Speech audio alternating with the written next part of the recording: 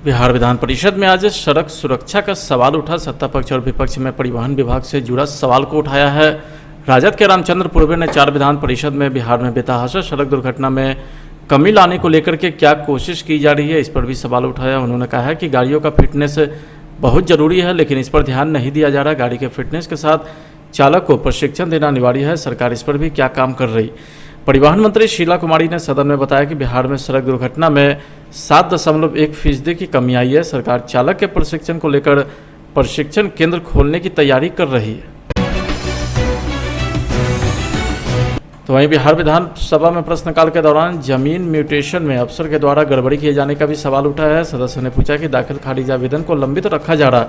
Mutation में जानबूझकर गड़बड़ी की जाती है, बावजूद इसके लापरवाही बरतने वाले और भ्रष्टाचार में लिप्त अधिकारियों पर कार्रवाई नहीं होती है। राजस्व भूमि सुधार मंत्री रामसूरत राय ने इस पर बताया कि अब तक म्यूटेशन के 46 लाख आवेदन आए हैं। इनमें करीब 77% आवेदन को निपटा दिया गया है। उन्होंने कहा है कि सरकार अब इस कोशिश में है कि सभी आवेदन को समय से निपटा लिया जाए। विभाग ऐसा नियम बना रहा है कि समय से आवेदन का निपटारा नहीं करने वाले अधिकारी पर कार्रवाई हो। अध्यक्ष महोदय, उत्तर आंशिक रूप से स्वीकारात्मक है। वस्तुस्थिति यह है कि ऑनलाइन भूमि दाखिल खारिज से संबंधित 31 जनवरी 2021 तक विभागीय पोर्टल पर उपलब्ध प्रतिवेदन के अनुसार अंचल स्तर पर कुल दायर 46,41,168 याचिकाओं में से 36,17,567 याचिकाओं का निष्पादन किया जा चुका है, जो कुल 77.95% निष्पादन है। शेष याचिकाएं निष्पादन की प्रक्रिया में है। दाखिल खारिज याचिकाओं के निष्पादन में उत्तरोत्तर अभिवृद्धि हुई है। दिनांक 4 मार्च 2021 तक विभागीय पोर्टल पर उपलब्ध स्थिति के अनुसार निष्पादन का प्रतिशत 78.43 है, जो विगत माह से 0.48% निष्पादन अधिक हुआ है। ज्ञातव्य है कि आपत्ति रहित दाखिल खारिज याचिकाओं के निष्पादन के समय सीमा अधिकतम 35 कार्य दिवस तथा आपत्ति प्राप्त दाखिल खारिज याचिकाओं के निष्पादन की समय सीमा अधिकतम 75 कार्य दिवस अंचलाधिकारी स्तर पर निर्धारित है। जिला स्तर पर ऑनलाइन दाखिल खारिज के प्रक्रियाधीन तथा लंबित याचिकाओं को त्वरित एवं ससमय निष्पादन हेतु विभाग स्तर पर इसकी नियमित समीक्षा की जाती है। संबंधित जिला समाहर्ता को विभाग द्वारा यथार्थ पत्र प्रेषित किए गए हैं। बिहार में कोरोना वायरस का कहर लगातार जारी है। बुधवार को एक साथ 58 नए मरीज मिले हैं। राज्य में संक्रमित की संख्या 2,63,158 हो गई। राजधानी पटना में 15 नए मरीज मिले हैं। स्वास्थ्य विभाग ने ट्वीट कर इसकी जानकारी दी। आपको बता दें कि विगत 24 घंटे में कुल 46,680 टेस्ट सैंपल की जांच हुई है। अब तक कुल 2,61,240 मरीज ठीक भी हो चुके हैं। वर्तमान में कोविड-19 के एक्टिव मरीज की संख्या 363 है। बिहार में कोरोना मरीज का रिकवरी प्रतिशत 99.27 है। मुख्यमंत्री नीतीश कुमार ने राज्य में कोरोना संक्रमण को लेकर के लोगों को सचेत रहने की अपील करते हुए कहा है कि फिलहाल प्रदेश में कोरोना फैलने की रफ्तार तेज नहीं है, लेकिन इसके प्रति सरकार पूरी तरीके से सजग है। सारे राज्यों के मुख्यमंत्रियों के साथ बैठक की और उसमें प्रेजेंटेशन भी हुआ। सबसे पहले क्या स्थिति है और खास करके जिन राज्यों में पहले की तुलना में ये बढ़ रहा है, उनके मुख्यमंत्रियों को भी जो कुछ भी कहना था उन लोगों ने भी कहा है। लेकिन आप जानते हैं कि हम सब लोग इसके लिए सचेत हैं। अभी तो बिहार की स्थिति वैसी नहीं है, लेकिन फिर भी प्रतिदिन हम लोग इस बात को लेकर के सजग रहते हैं। और आप जानते हैं कि कहीं से भी कोई बाहर से आते हैं तो उसको देखना बहुत ज़रूरी है। अभी कुछ ही जगहों पर जो बाहर से लोग आए और उनको जो देखा गया उसमें कई लोगों का पॉजिटिव निकला। तो ये तो अब बिल्कुल पूरे तौर पर इसको देखना पड़ेगा और प्रतिदिन भी इसको लेकर के है। और एक दिन तो अभी 2 दिन के बाद ही एक मीटिंग हम फिर जिला स्तर से लेकर के सब जगह के लोगों के साथ हम बैठक करने वाले हैं। और आज भी बातचीत हुई है कि क्या क्या करना है।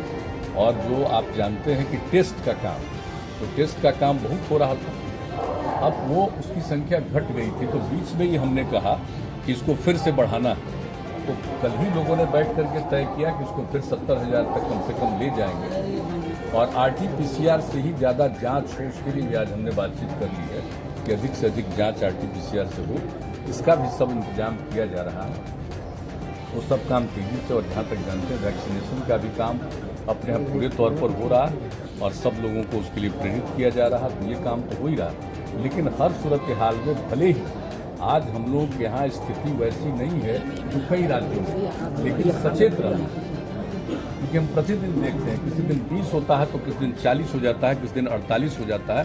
तो प्रतिदिन 8 बजे के बाद पूरे दिन का फिगर मेरे पास आता है और रात में 9 बजे हम लोगों के साथ जो इस काम को देखते हैं उनके साथ हम बातचीत करते हैं, तो उस मामले में रहते हैं। और अभी तुरंत ये एक मीटिंग भी रख दिया, जैसा हमने आपको कहा शनिवार को, फिर सब जगह का, क्योंकि आप जानते हैं कि लोग, बिहार के लोग तो हर जगह विभिन्न राज्यों में काम करते हैं, रहते हैं, तो सबको आने का अपने घर में अधिकार है, आते ही रहेंगे।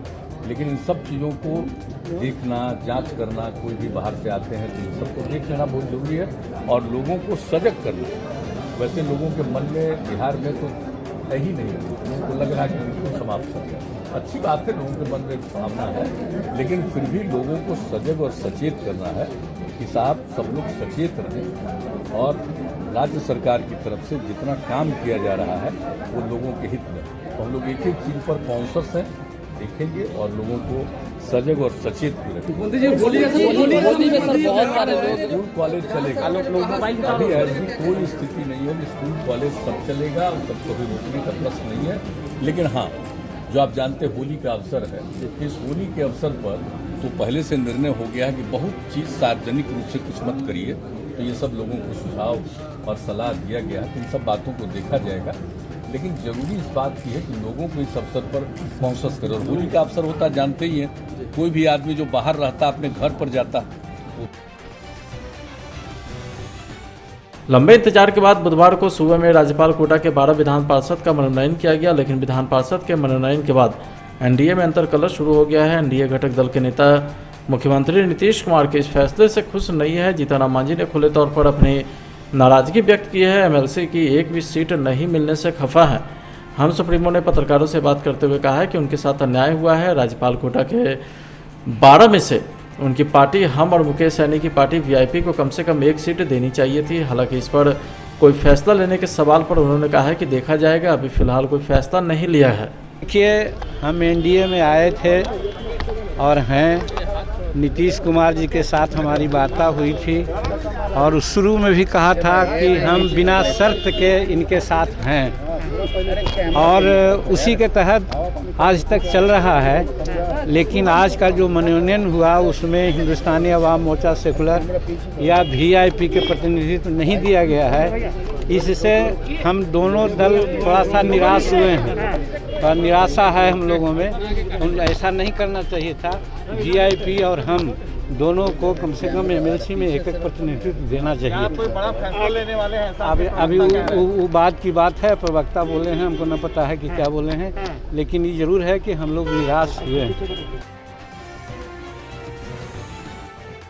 पटना में देर रात परशुराम सेवा संघ राष्ट्रीय ब्राह्मण महासभा की ओर से सम्मान समारोह का आयोजन किया गया। इस दौरान कार्यक्रम में बिहार सरकार के मंत्री संजय झा, पूर्व मंत्री विनोद नारायण झा, एमएलसी देवेश चंद्र ठाकुर और जदयू विधायक अमरेंद्र पांडे उर्फ पप्पू पांडे सहित कई गणमान्य लोग मौजूद रहे। इस कार्यक्रम में बिहार चुनाव से उत्साहित ब्राह्मण महासभा ने बिहार के 2 ब्राह्मण मंत्री संजय झा और आलोक रंजन झा सहित कई ब्राह्मण विधायकों को सम्मानित किया। ब्राह्मण महासभा की ओर से तमाम नेता और मंत्री को मिथिला पाग और मेमेंटो देकर के सम्मानित किया गया। तो वहीं कार्यक्रम का उद्घाटन दीप प्रज्वलित कर किया गया। सूचना जनसंपर्क मंत्री संजय झा ने कहा कि ब्राह्मण समाज के लिए एकता जरूरी है। तो वहीं सम्मान समारोह के बहाने ब्राह्मण समाज को एकजुटता दिखाने का काम हो रहा है, जो सराहनीय पहल है। तो वहीं पूर्व मंत्री विनोद नारायण झा ने कहा कि चुनाव के बाद ब्राह्मण एकता जरूरी है, इसलिए बैठक और सम्मेलन का आयोजन किया गया।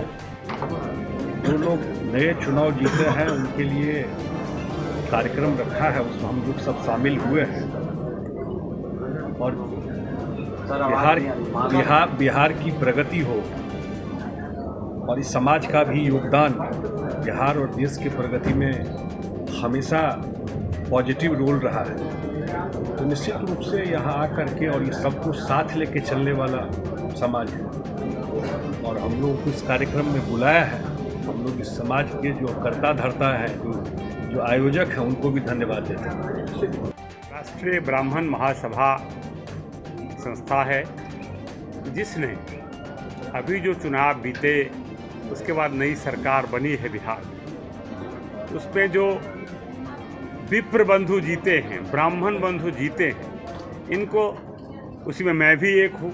मैंने ये चुनाव जीता है और 2 मंत्री हमारे साथ बैठे हैं, संजय झा जी और आलोक रंजन झा जी, और पूर्व मंत्री देवेश चंद ठाकुर जी हैं, और कई विधायक दिलीप जी और सुनील मणि तिवारी, अमरेंद्र पांडे जी, दिलीप चौधरी जी, पूर्व विधान पार्षद, सब लोग हम लोग उपस्थित हुए हैं।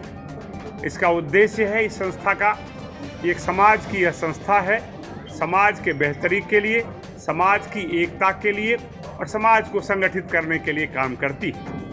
इस चुनाव के बाद इन लोगों ने हम लोगों को अभिनंदन करने का ये किया है। ये एक अभिनव प्रयास है इनका। संगठन में एकता सबसे बड़ी महत्वपूर्ण वस्तु होती है और इसके लिए यह संस्था लगातार प्रयासरत है। हम इन लोगों को बधाई देते हैं और शुभकामनाएं देते हैं कि देश के विकास में विप्र समाज ने असाधारण योगदान किया है। हजार साल से अपने खून पसीने से, अपनी विद्वता से, अपनी क्षमता से, अपने पुरुषार्थ से उसने इस समाज की सेवा की है। और ब्राह्मण समाज तो सबों को आशीर्वाद देता है, कोई उसको कहे पाए लागू होकर खुश रहो बउआ, सभी को प्रसन्न करना चाहती है। इसमें कोई जातिवाद नहीं है, इसमें कोई निम्नता नहीं है, ये ऊंचाई की बात है। वही यह समाज देश के आगे बढ़ाने के लिए ये संगठन भी लगा हुआ है और इसीलिए आज हम लोग आए हैं। 2460 मदरसों में से 814 मदरसों को छोड़कर के बाकी बचे मदरसों के शिक्षक कर्मी बिना वेतन कार्यरत हैं। इनकी आर्थिक स्थिति इतनी दयनीय है कि वो मरने को मजबूर है, लेकिन सरकार का इन पर कोई ध्यान नहीं। मानव अधिकार के हो रहे हनन को लेकर के इन लोगों ने पटना के गर्दनीबाग में धरने पर बैठकर सरकार और शिक्षा मंत्री के खिलाफ जमकर नारेबाजी कर रहे हैं। इन लोगों ने सरकार से मांग की है कि हमारी मांगों को नहीं मांगा गया तो आगे हम लोग आंदोलन करेंगे। 63 मदरसों का मसला है सर। 2011 में बिहार सरकार संकल्प संख्या 162 दिनांक 15/2/2011 को 2460 मदरसों को वेतन भुगतान के लिए 1,08,20,40,000 रुपये की मंजूरी दी। अभी तक 800 के समथिंग मदरसों को वेतन दिया जा रहा है। बाकी मदरसे वेतन से वंचित रखा है, बाकी मदरसे को वेतन से वंचित रखा गया है सर। बिहार सरकार जो एक तरफ कहती है इंसाफ के साथ विकास, हर तबके का विकास, न्याय के साथ विकास करते हैं, लेकिन ये अधूरी साबित हो रही है सर। ये सही माने में कहा जाए तो सर हम लोगों के साथ नाइंसाफी कर रही है बिहार सरकार कहीं ना कहीं। इसलिए आप लोगों के माध्यम से हुकूमत को मैं बताना चाहता हूं कि 2460 मदरसों में बाकी बचे हुए मदरसों को आप ग्रांट दीजिए, उनको वेतन भुगतान कीजिए, आप अविलंब इस पर कार्रवाई कीजिए। हम लोग बहुत परेशान हैं, भुखमरी के कगार पे हैं सर। हम लोग समाज में शर्मसार हो रहे हैं सर, मानव अधिकारों का सर हनन हो रहा है। हम लोग कहीं का नहीं है सर। हम लोग बच्चों को मदरसों में तालीम कंटिन्यू देते आ रहे हैं। हम लोग सर हर साल बच्चे को अपेयर करा रहे हैं मदरसों में सर। अभी 1 मार्च से सर वस्तनिया का एग्जाम था, हम लोगों ने एग्जाम कराने के बाद सर धरना स्थल पे आया। 1 मार्च से ये धरना का प्रोग्राम हम लोग का चालू है। उसमें तादाद नहीं थी, कुछ लोग थे, बाकी हम लोग एग्जाम को पूरा मुकम्मल तरीके से कंप्लीट करने के बाद आए हैं। मौजूदा सरकार एक एक कर सभी क्षेत्रों पर अपना अधिकार जमाने में जुटी है, तो वहीं पूंजीपति के हाथ बिकी सरकार अब राष्ट्रीयकृत बैंकों को निजीकरण के बहाने धाराशाही करने पर आमाद है। उक्त बातें पूर्व सांसद लवली आनंद ने विधायक आवास व कार्यालय का शिवहर में उद्घाटन के अवसर पर प्रेस वार्ता के दौरान कही। अपने 4 दिवसीय दौरे पर शिवहर के विभिन्न प्रखंडों के कई गाँव का दौरा भी किया। नहीं मतलब आज जो हम लोग का प्रेस कॉन्फ्रेंस का यही मुद्दा है कि अभी धड़ल्ले से जितना भी आपको राजकीय जिस तरह की बैंक है तो उसको भी आप निजीकरण में करते जा रहे हैं। पूरे देश में अभी लगातार इस तरह का माहौल हो गया है जो हर चीज़ को सरकार जो है उसको निजीकरण में करते जा रहे हैं, चाहे रेलवे हो, चाहे हवाई जहाज हो, अभी खेती का किसान का सवाल है, उसमें आज किसान कितना दिन से आंदोलन पर है। आप उसी तरह से देखिए आज बैंक कर्मी राजकीयकृत बैंक को आप निजीकरण में करिएगा, बाकी लोग इसके खिलाफ में लोग धरना प्रदर्शन कर रहे हैं, बैंक बंद रह रहे हैं, हड़ताल हो रहा है। और कल भी आप देखिए कार्यपालक संघ जो उसको भी निजीकरण के खिलाफ वो लोग धरना दिया। क्योंकि जब हम उसके बल पर ही हम सरकार चलाते हैं, देश चलाते हैं, और उसका जो जॉब है वो अस्थायी आप नहीं करिएगा तो आप कैसे जाएगा।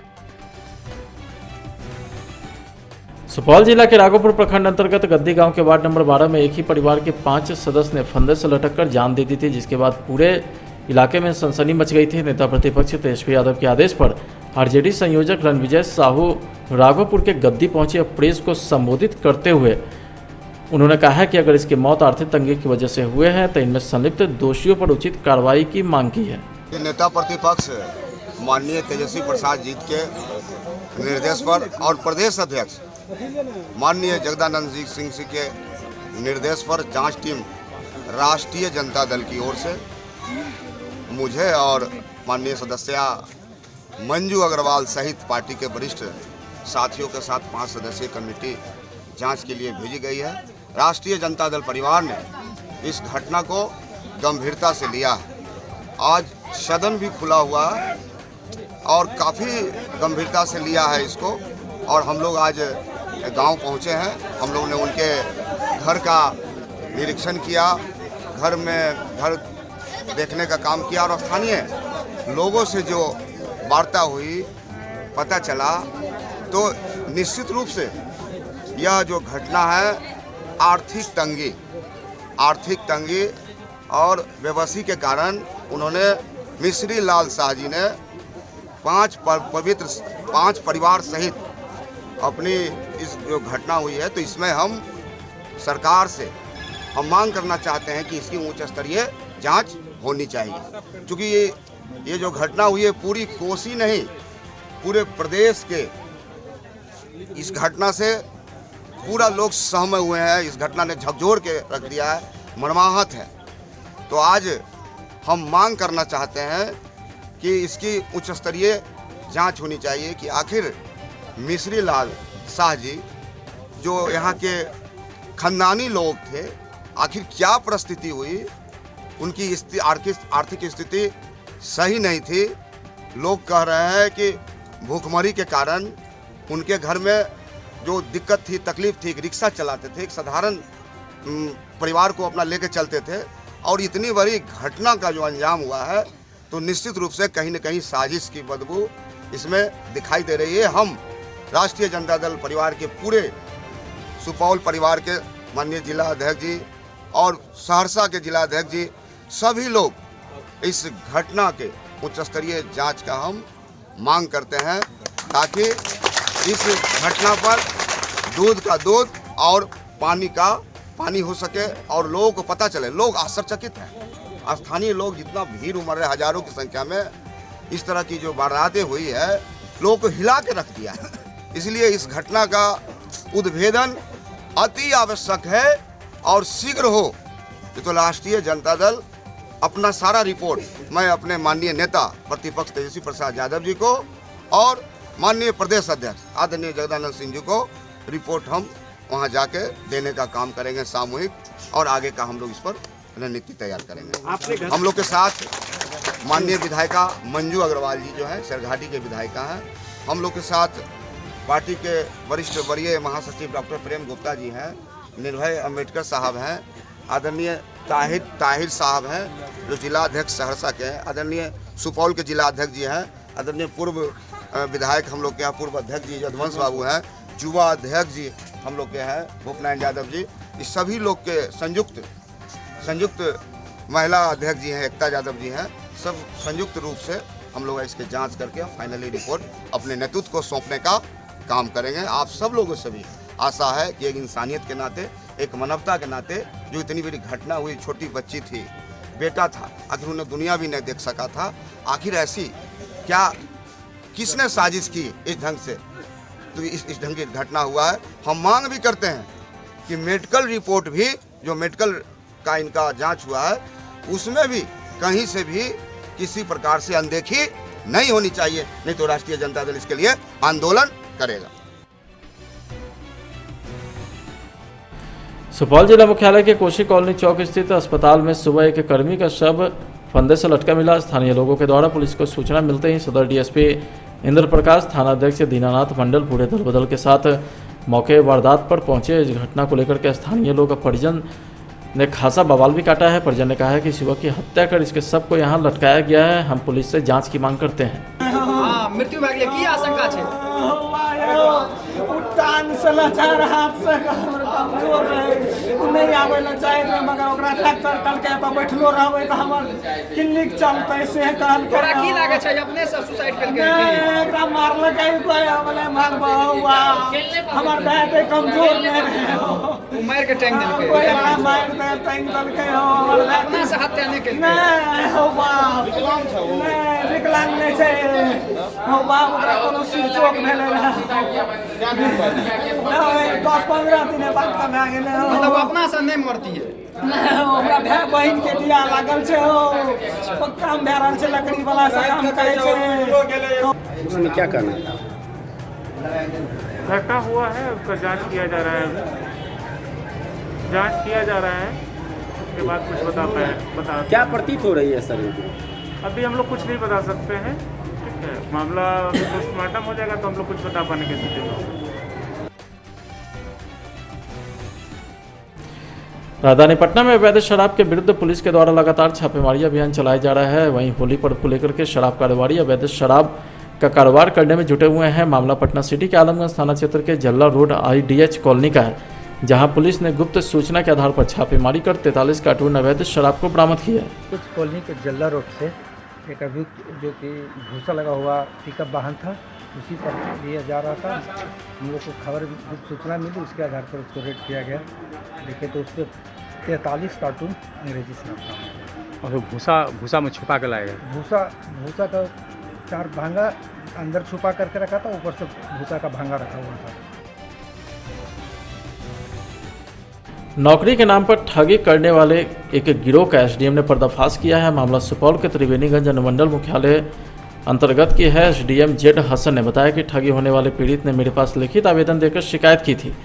तत्पश्चात मेरे और SP मनोज कुमार के द्वारा जांच पड़ताल की गई। पता चला कि नौकरी के नाम पर जद्दा से अवैध तरीके से रुपये की वसूली की जा रही है। बाद में छापेमारी की गई तो पता चला कि डफरा पंचायत स्थित योगेश विद्या निकेतन कोचिंग संस्थान के आड़ में राहुल नामक व्यक्ति, जो गोन्हा पंचायत का रहने वाला है, को गिरफ्तार कर आगे की कार्रवाई में जुट गई हैं।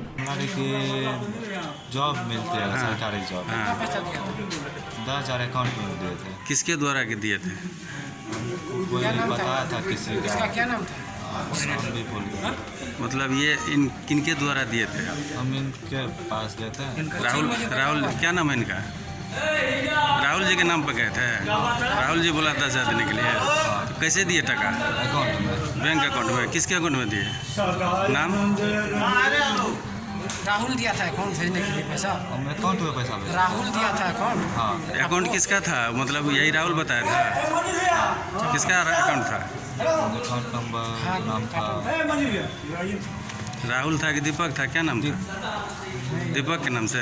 दीपक की राहुल से। ये मामला ठगी का है। शिक्षा चाइल्ड केयर के नाम पे यहाँ शिक्षक की बहाली और कोऑर्डिनेटर के बहाली के नाम पर शिकायत प्राप्त हुई थी।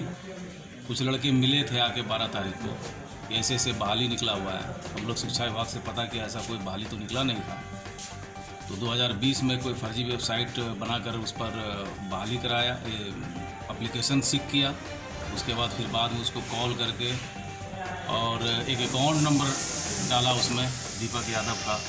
और उसका अकाउंट नंबर डालने के बाद उस अकाउंट में पैसा 35,000 रुपया मंगवा के एक अपॉइंटमेंट लेटर भेज के कि आप अपने टोला में पढ़ाइए, वार्ड में नियुक्ति कीजिए। उसी के तहत एक आवेदन पड़ा था। SP साहब हम दोनों ने इसकी अंदर जांच कराई थी कि आखिर इसका क्या मामला है, क्या लोकेशन है। तो जो एड्रेस आया था वो एड्रेस जो ये बता रहे थे, अकाउंट नंबर खगड़िया जिला का, उनका एड्रेस कलकत्ता का, लोकेशन कहीं और मिल रहा था। आज फिर एक पुनः कंप्लेन आया कि हम लोग 10,000 रुपये अकाउंट में डाले हुए हैं, फिर हमको दोबारा पैसा भेजना। और वो आदमी लोकल एक डिटेक्ट हो गया जो बताया कि ये उसके लिए काम कर रहा है। तो राहुल कुमार एक कोचिंग चलाता है यहाँ पे, तो उसको फिर हम लोग देखे तो उसको लाए हैं पूछताछ के लिए। और उसके द्वारा बताया गया कि हम कोऑर्डिनेटर के रूप में उनके लिए काम कर रहे थे। उसका मोबाइल जो सीज किया गया उस मोबाइल में जो साक्ष्य है इससे पता चल रहा है कि इसकी भी संलिप्तता है। तो जो लोग आवेदन दिए हैं आवेदक उनको भी बुलाया गया है, और भी जो लोग और जिनका पैसा इनके माध्यम से उसके खाते में गया है वो स्वतंत्र है लिख करके देने के लिए। अवैध तरीके से क्या है शिक्षक की बहाली कर रहे थे क्या? हाँ, अवैध तरीके से शिक्षक की बहाली ठगी के नाम पर। बहाली क्या मतलब अवैध, वो शिक्षक की बहाली का कोई प्रोविजन है ही नहीं। अब इनको बताया गया है कि अपना आप साक्ष्य लाएंगे। ये जो यहाँ पे लोकल एक उनके एजेंट के रूप में काम कर रहे थे उनको गिरफ्तार कर लिया गया है। बाकी कितने लोगों से ये ठगी कर चुका है अब तक? अभी तक हम लोगों के मामले में 10-12 लोगों के मामले संज्ञान में आए हैं। अब उनको कॉल करके कोऑर्डिनेट करके अब आएगा मामला तो और भी लोग बढ़ सकते हैं। अब तो ये जांच का विषय है कि कितने लोग इसमें इनको पैसा। मिनिमम कितने रुपये लेकर बहाली कर रहा था ये लोग? वही फर्स्ट टाइम ये लोग 10,000 रुपये लेता था अकाउंट में, और फिर 35,000 रुपया में शिक्षक की बहाली, और एक फेक इंटरव्यू कर लेता था, 3 सवाल कर लेता था ऑनलाइन ही, मोबाइल पे ही पूछ लेता था, और उसके बाद फिर बाद में उसको मैसेज करता था आप सिलेक्टेड हो गए। इस तरह से ये नेटवर्क है। पटना सिटी के चौक थाना इलाके से बीते 7 दिनों से रहस्यमय ढंग से लापता 8 साल के राहुल नामक बच्चा को लेकर के परिजनों में खासा आक्रोश, सड़क जाम कर प्रशासन के विरुद्ध जमकर प्रदर्शन किया। पीड़ित परिजन ने बच्चों की काफ़ी खोजबीन के बाद जब बच्चा नहीं मिला तो चौक थाना में मामला दर्ज कराया। तो वहीं 7 दिन बीतने के बाद भी पुलिस बच्चे को खोजने में नाकाम है। 11 तारीख का जन्म से मिला था, 11 तारीख रात्रि का, तो 13 तारीख का थाना में रिपोर्ट लिखवा है ठीक है बच्चा आपको मिल जाएगा। तो हम चारों तरफ दानापुर, खगौल, फुलवारी सब जगह खोले बच्चा। थाना वाला बोला लॉन्चमेंट करवाने के लिए आते चौक थाना वाला फोन कर इसके आपको बच्चा मिल गया। तब ये 0 माइल थाना में, तो बच्चा कह के जाओ यहाँ से, बच्चा का परवाह कर दिया, जाओ यहाँ से, कोई नहीं है। आप गाली बक के आप लोग का क्या किस लिए अभी रोड जाम किया है बताइए? बच्चा चाहिए, बच्चा चाहिए हम लोग। कितने दिन से लापता है? 7 दिन से लापता, 6 दिन से, 7 दिन हो गए, 7 दिन से बच्चा लापता है। क्या दिन से लापता? 8 दिन से। नाम क्या है? राहुल।